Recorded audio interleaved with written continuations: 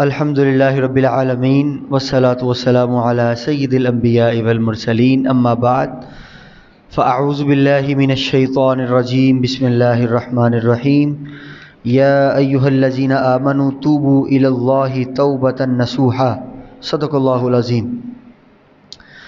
ہم توبہ کا باب ذکر کر رہے ہیں۔ امام نووی نے اس باب کے اندر جو احادیث ذکر کی ہیں ان کا سلسلہ جاری ہے۔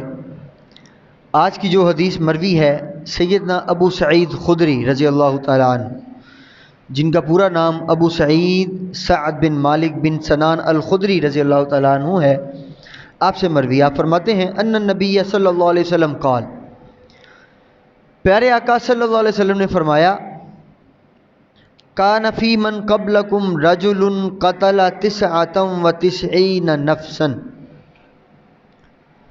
کہ تم میں سے جو پہلی امتیں تھیں ان میں ایک شخص ایسا تھا جس نے 99 قتل کیے،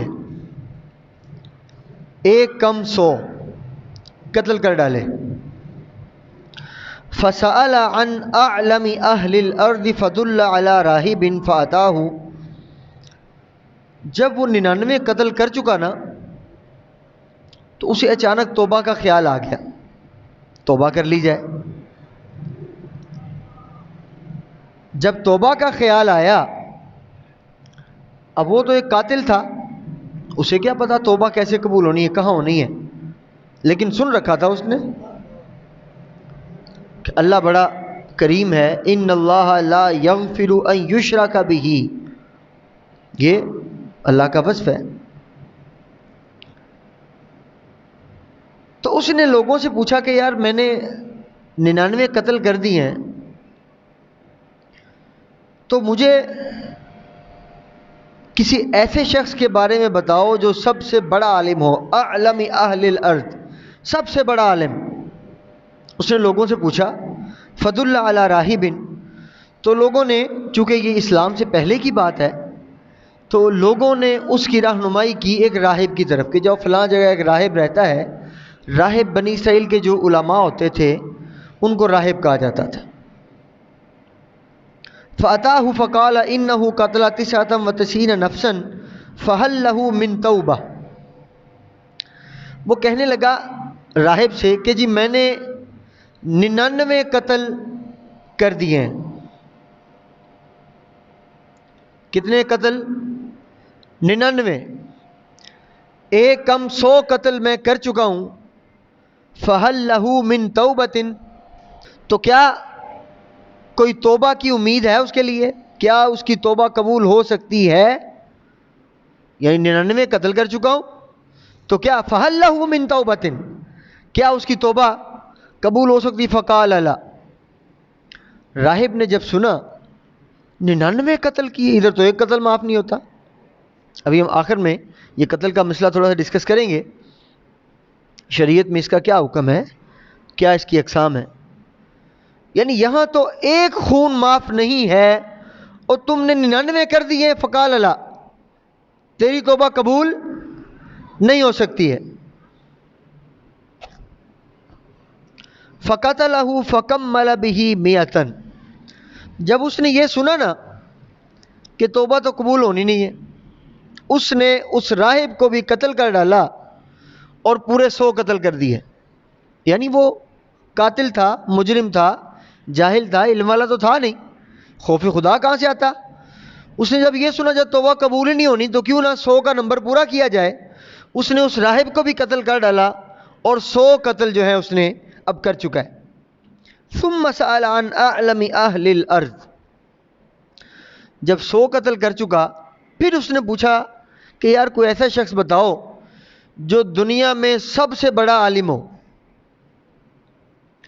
فدل علی رجل عالم فقال انه قتل 100 نفس فهل له من توبۃ فقال لا، پہلے اس کو راہب کی طرف بھیجا تھا لوگوں نے،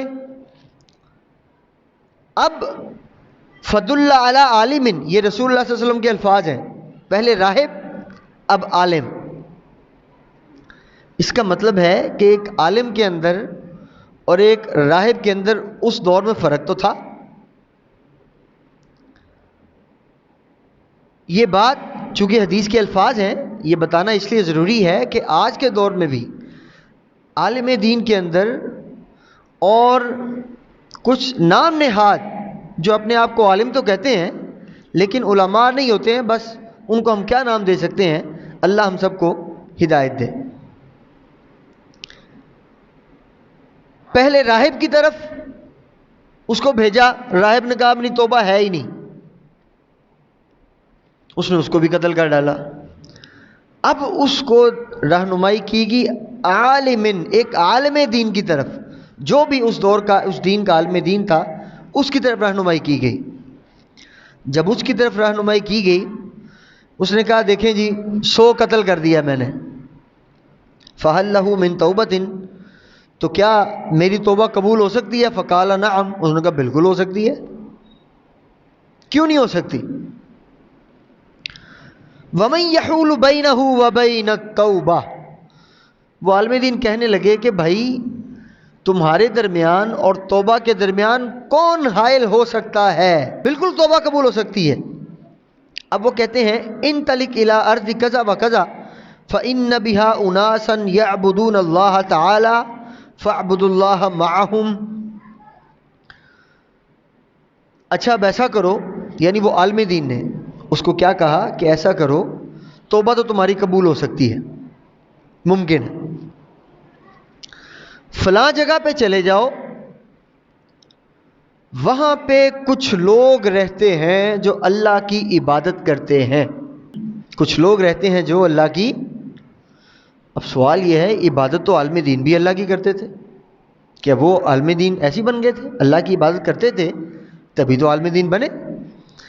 لیکن وہ عالم دین ان کو کہاں بھیجیں کہ ایک جگہ پہ چلے جاؤ، وہاں کچھ لوگ رہتے ہیں یعبدون اللہ تعالی، جو اللہ کی عبادت کرتے ہیں۔ شارحین نے یہاں لکھا ہے عبادت گزار تو وہ خود بھی تھا، وہ جو عالم دین تھا عبادت گزار تو خود بھی تھا، اس نے اس کو بھیجا کہاں کی طرف؟ سرزمین اولیاء کی طرف، کہ جہاں اللہ کے اولیاء رہتے ہیں۔ یہ بات بڑی سمجھنے والی ہے۔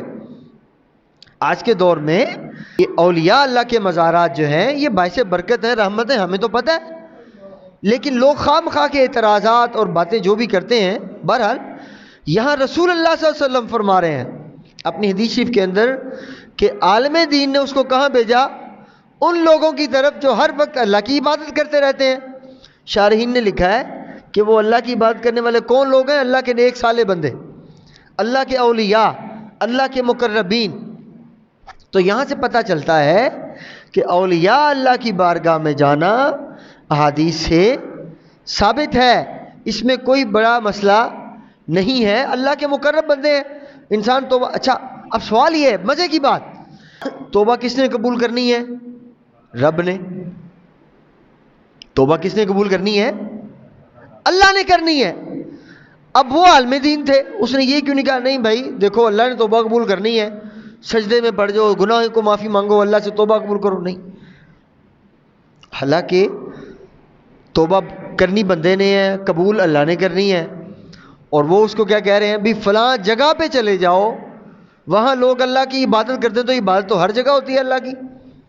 تو شارحین نے بڑا ادھر واضح لکھا ہے کہ اس بات سے یہ بات ثابت ہوتی ہے کہ اولیاء و صالحین کی بارگاہ میں جانا یہ احادیث سے ثابت ہے، اس میں کوئی حرج نہیں ہے، بلکہ ویسے پتہ نہیں توبہ قبول ہونی ہے کہ نہیں ہونی، جب کسی اللہ کے نیک بندے کی بارگاہ میں چلے جاؤ تو اللہ فوراً توبہ قبول کر لیتا ہے۔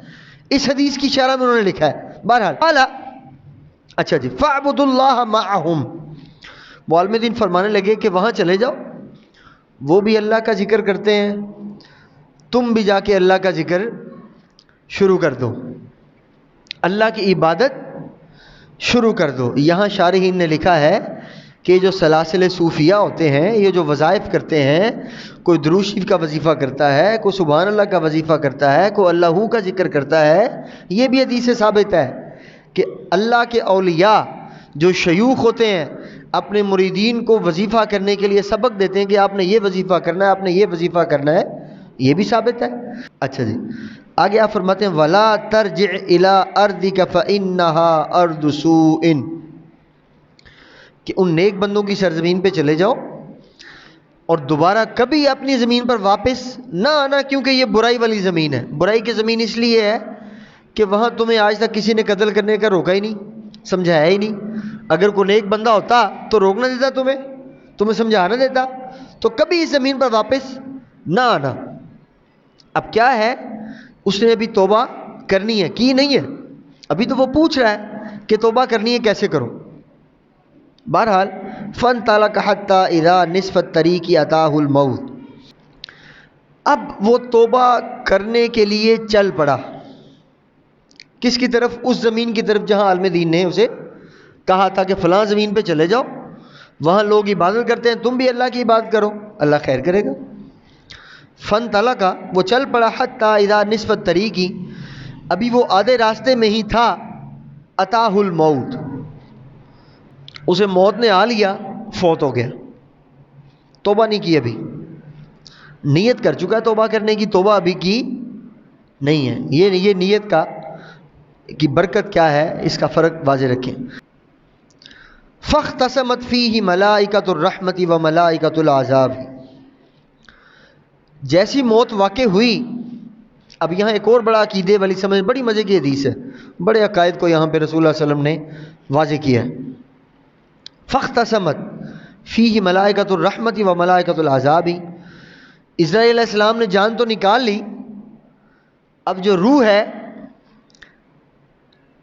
ہم اکثر علماء کو سنتے ہیں کہ جیسے انسان کی روح نکلتی ہے اس جسم سے، اب یا تو وہ نیک روح ہوگی یا وہ گناہگار روح ہوگی۔ نیک روح ہوگی تو وہ عالم ارواح میں جنت میں چلی جاتی ہے، اور اگر وہ گناہگار روح ہوگی تو وہ اس کو عذاب جو ہے وہ شروع ہو جاتا ہے۔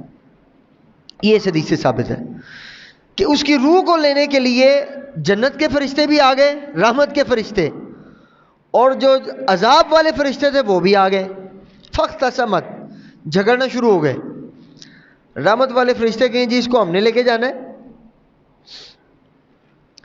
عذاب والے فرشتے کہیں نہیں جی اس بندے کو ہم نے اسے 100 قتل کیے جی ہم نے لے کے جانا ہے۔ اب ہوتا کیا ہے، فقالت ملائکۃ الرحمہ، جو رحمت کے فرشتے تھے انہوں نے دلیل کیا دی کہ ہم نے اس کو کیوں لے کے جانا ہے۔ کہتے ہیں جاء طائبا مقبلا بقلبہ الی اللہ تعالی، رحمت کے فرشتے کہنے لگے جی ہم نے اس کو اس لیے لے کے جانا ہے کیونکہ اب یہ جس راستے پر چل پڑا تھا نا، توبہ کی نیت کر چکا تھا، وہ مقبلا بقلبہ الی اللہ تعالی، اور اپنے سچے دل سے اللہ کی طرف جا رہا تھا، لہذا ہم نے اس کو لے کے جانا ہے۔ دوسرے فرشتے کہنے لگے وقالت ملائکۃ العذاب انہ لم یعمل خیرا قط، کہ بھائی اس کو ہم نے لے کے جانا، جو عذاب والے تھے اس کی وجہ کیا ہے، انہ لم یعمل خیرا قط، اور اس بندے نے کبھی کوئی نیکی کی ہی نہیں ہے، اس کے پلڑے میں وہ نیکی کوئی ہے ہی نہیں۔ فاتاہم ملک فی صورۃ آدمی فجعلوہ بینہم ای حکما، اللہ نے ایک اور فرشتے کو بھیج دیا، یعنی یہ 2 فرشتے کھڑے ہیں، رحمت والے عذاب والے، وہ جھگڑ رہے ہیں، اسی دوران اللہ نے ایک اور فرشتے کو بھیجا آدمی کی صورت میں، انسان کی صورت میں۔ جب اس نے دیکھا یہ جھگڑ رہے ہیں، تھا تو وہ بھی فرشتہ، اس نے کیا ماجرا ہے بھائی، تو ان دونوں فرشتوں نے کیا کیا، فجعلوہ بینہم، اس کو اپنا حاکم بنا لیا کہ یار تم ہمارے درمیان فیصلہ کر دو ذرا۔ فیصلہ کس بات کا کرنا ہے جی، انہوں نے اپنا قصہ سنایا کہ دیکھو بھائی، رحمت والے کہنے لگے کہ یہ توبہ کرنے چل پڑا تھا سچے دل سے اللہ کی طرف، لہٰذا ہم نے اس کو لے کے جانا ہے۔ عذاب والے کہنے لگے نہیں بھی دیکھو بھائی مسئلہ یہ ہے، اس نے 100 قتل کیے، زندگی میں کوئی نیک عمل کیا ہی نہیں ہے، لہٰذا ہم نے اس کو لے کے جانا ہے۔ تو اس نے کہا فقالا، تو وہ جس کو انہوں نے جج بنایا یا حاکم بنا لیا، فقالا قیسوا ما بین الارضین فإلی ایتہما کان ادنی فہو لہ، اس نے کہا اچھا ایسا کرتے ہیں، وہ بھی اللہ کا فرشتہ تھا، حکم تو رب کا ہی لے کے آیا ہوا تھا، اپنی مرضی سے کچھ کہنے والا نہیں ہے۔ اس نے کہا اچھا ایسا کرتے ہیں، دونوں زمینوں کو، یعنی ایک زمین وہ جدھر سے یہ چلا تھا اور ایک زمین وہ جدھر اس نے جانا تھا، دونوں کے فاصلے کو ناپ لیتے ہیں، ان کا ماپ کر لیتے ہیں۔ تو جس زمین کے یہ زیادہ قریب ہوگا وہ فرشتے اس کو لے جائیں گے۔ مطلب کیا اس بات کا؟ یعنی وہ ایک زمین سے چلا تھا اللہ والوں کی زمین کی طرف، اولیاء و صالحین کی بارگاہ کی طرف جب ہم جاتے ہیں تو اتنا ذہن میں رکھا کریں کہ آپ اللہ والوں کی بارگاہ میں جا رہے ہیں، وہ اللہ والوں سے جا کے ملا نہیں ہے ابھی۔ یاد رکھ لیں اولیاء و صالحین کی کیا شان ہے، اللہ نے کیا مقام عطا کیا ہے شیوخ کو، مرشدین کو۔ شرط کیا ہے کہ شیخ کامل ہو، مرشد کامل ہو، علی وجہ الاتم ہو، فنا فی الرسول ہو۔ یہ شرائط اگر ہوں مرشد کامل کی تو برکت کیا ہے کہ وہ اللہ والوں کی بارگاہ میں ابھی چلا ہے، پہنچا نہیں ہے۔ تو پتہ چلتا ہے کہ جو لوگ اللہ والوں کی بارگاہ میں چل پڑتے ہیں، اللہ والوں کو پتہ ہوتا فلاں بندہ ہماری طرف آ رہا ہے، وہ اپنی طرف آنے والے کو بھی بے یار و مددگار نہیں چھوڑا کرتے ہیں۔ اب کیا فرماتے ہیں کہ دو زمینوں کو ناپ لو، ایک وہ زمین جہاں سے وہ چلا تھا اور ایک وہ زمین جہاں اس نے جانا تھا۔ مثلا ایک مثال دیتا ہوں آپ کو، ہم رو خان والا میں بیٹھے ہیں، ہم نے جانا لاہور دربار شریف اپنے شیخ کی بارگاہ میں سلام عرض کرنے کے لیے۔ اللہ نہ کرے کوئی شخص یہاں سے چلے، راستے میں اس کا وصال ہو جائے، انتقال ہو جائے، اپنے رب سے جا ملے، تو اب فاصلہ ناپا جائے گا کہ کیا زیادہ وہ دربار شریف کے قریب تھا یا زیادہ وہ اپنے گھر کے قریب تھا۔ یہی وہ ہوا وہاں پر بھی فرشتوں نے کہا فاصلہ ناپ لو کہ زیادہ اپنے گھر کے قریب تھا یا زیادہ اللہ والوں کے قریب تھا۔ جب انہوں نے اس کو ماپا، فقاسوا فوجدوه ادنى الى الارض التي اراد فقبضته ملائکۃ الرحمہ، جب انہوں نے زمین کو ناپ لیا تو کیا ہوا، انہوں نے پایا کہ جدھر کو وہ جا رہا تھا ادھر کو زیادہ قریب ہے۔ دوسری روایت میں آتا ہے فَكَانَ إِلَى الْقَرْيَةِ الصَّالِحَةِ أَقْرَبَ بِشِبْرٍ فَجُعِلَ مِنْ أَهْلِهَا، کہ وہ نیک لوگوں کی زمین کی طرف ایک بالشت، یہ جسے ہم چپا کہہ دیتے ہیں، ایک بالشت زیادہ قریب تھا تو اللہ نے اس کو انہی صالحین میں سے کر دیا۔ اور دوسری روایت میں کیا تھا، فَأَوْحَى اللَّهُ تَعَالَى إِلَى هَٰذِهِ أَن تَبَاعِدِي وَإِلَى هَٰذِهِ أَن تَقَرَّبِي، اللہ نے زمین کو حکم دیا کہ بھئی جدھر سے وہ آ رہا تھا تم دور ہو جاؤ، پھیل جاؤ، اور جدھر کو وہ جا رہا تھا اس کو حکم دیا کہ تم یہاں سے سکڑ جاؤ۔ اللہ والوں کی طرف جا رہا تھا تو اس نے کہا بھی یہاں پہ تم سکڑ جاؤ۔ یہ دوسری روایت میں آتا ہے وقالا فقایسوا ما بینہما فوجدوہ الی اقرب بشبر فغفر لہ، جب انہوں نے اس کا ماپا ایک بالشت، اس کو پایا کہ یہ اللہ والوں کے زیادہ قریب ہے، اللہ نے اس کی بخشش فرما دی۔ فغفر لہ، اس کی کیا ہوتی ہے، بخشش ہو جاتی ہے۔ اب اس حدیث میں کتنی پیاری حدیث رسول اللہ صلی اللہ علیہ وسلم نے ہمارے ایمان کے لیے، ہمارے عقائد کے لیے، ہمارے نظریات کی درستگی کے لیے اس میں کیا کیا باتیں بتائی ہیں۔ لوگ پتہ نہیں کیا خواہ مخواہ اولیاء و صالحین کی درگاہوں کو، آپ کے درباروں کو، آپ کے مزارات کو بلیم کرتے ہیں، پتہ نہیں کیا کیا الزامات لگاتے ہیں۔ ہاں یہ بات سچ ہے کہ لوگوں کی جہالت کی وجہ سے، مثلا یہ جو میلے ہوتے ہیں، ابھی میلہ ہو رہا ہے ادھر، ٹھیک ہے، کیا ہی اچھا ہو کہ یہاں صرف اللہ اس کے رسول کا ذکر ہو، بس اولیاء و صالحین کی زندگی کو ذکر کیا جائے، کتنا ہی اچھی بات ہے۔ لیکن یہ جو جاہلانہ رسومات ہیں، اب ان کو لے کر لوگ اللہ تعالیٰ کے اولیاء و صالحین کو بھی بعض اللہ تنقید کا نشانہ بناتے ہیں۔ تو ان لوگوں کو سوچنا چاہیے کہ یہ اللہ کے نیک لوگ ہیں، اگر ان کو برا بھلا کہو گے، ان کے مزارات کو برا بھلا کہو گے تو تم اپنی عاقبت خراب کرو گے۔ برا کہنا ہے تو ان رسومات کو کہو، ان لوگوں کو کہو جو جاہلانہ رسومات ادا کرتے ہیں۔ اللہ کے اولیاء تو اللہ کے اولیاء ہیں، ان کی شان تو یہ ہے کہ 100 قتل کیے ہیں بندے نے، ان کی طرف چل پڑا ہے، ملا نہیں ہے جا کے ان سے، ان پہ ہاتھ پہ جا کے بیعت بھی نہیں کی ہے، حاضری بھی نہیں دی ہے، راستے میں ہے، موت آ گئی، اللہ پھر بخش دیتا ہے۔ یہ اللہ والوں کی طرف جانے کی برکات ہے۔ تو بہرحال یہاں مسئلہ آپ ذکر کر لیں قتل کا. اللہ کا حکم ہے، قرآن پاک میں ارشاد ہے ان اللہ لا یغفر ان یشرک بہ ویغفر ما دون ذلک لمن یشاء، کہ صرف شرک کا جو گناہ ہے وہ اللہ معاف نہیں کرتا ہے، اس کے علاوہ جو بھی گناہ ہے اللہ اس کو معاف کر دیتا ہے. قرآن ہے. اب قرآن کی اگلی آیت ہے، اللہ کا ہی فرمان ہے کہ جس نے کسی ایک انسان کو جان بوجھ کر، شرط لگائی ہے، جان بوجھ کر قتل کر ڈالا، فجزاؤہ جہنم خالدا فیہا، اس کی جو جزا اسے ملے گی، بدلہ جو اس کو دیا جائے گا وہ جہنم دیا جائے گا، خالد فیہا، اس میں ہمیشہ ہمیشہ رہے گا اس میں. یہ بھی اللہ کے فرمان ہے. اب ایسا تو ممکن نہیں ہے کہ دو آیتیں مد مقابل آ گئیں، ایک کا مطلب کچھ اور ہے. بھی ایک آیت میں اللہ فرماتا ہے کہ صرف شرک کو معاف نہیں کرے گا، باقی سب کو معاف کر دے گا،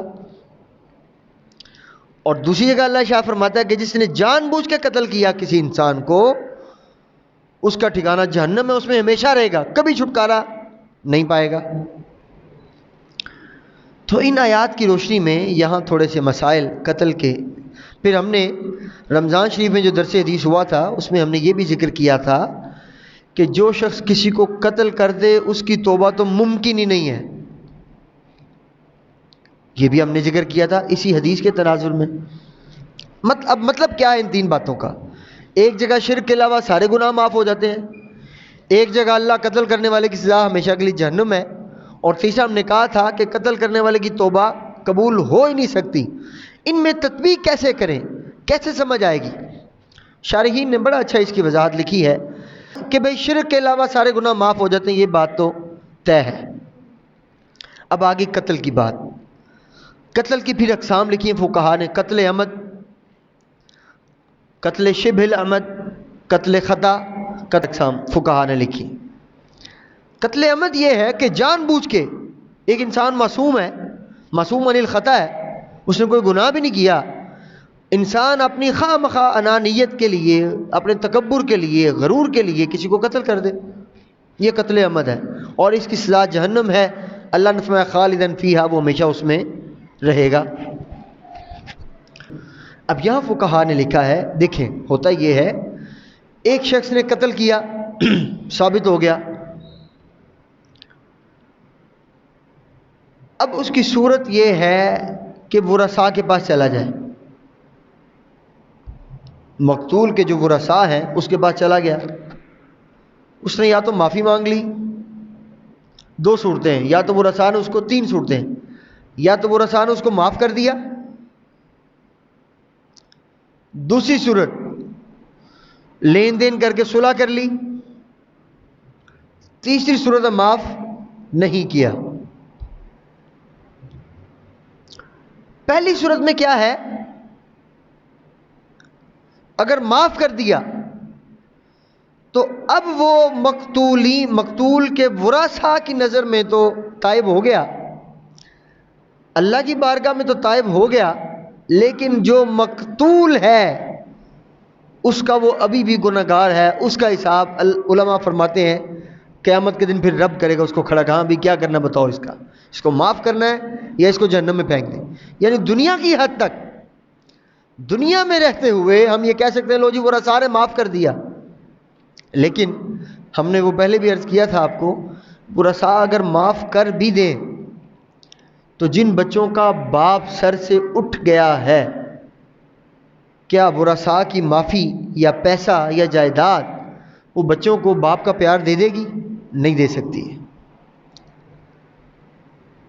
جن بچوں کے سر سے باپ کا سایہ اٹھ جائے، پوری دنیا آ جائے، جو پیار اپنے بچے کو باپ دے سکتا ہے کوئی اور نہیں دے سکتا ہے، تو وہ بچوں کا بھی گنہگار رہے گا.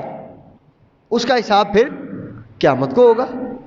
اسی طرح جس کو اس نے قتل کر ڈالا، بھی ورثاء نے تو پیسے لے لیے، جائیداد لے لی، لین دین کر کے اپنی دنیا داری سنبھالی، صلح کر لی، وہ تو خوش ہو گئے، وہ تو اپنی خوشحال ہو گئے، تو جو مقتول مارا گیا بیچارہ، جس نے اپنی زندگی کو جینا تھا، اس کا کیا قصور ہے بیچارے کا؟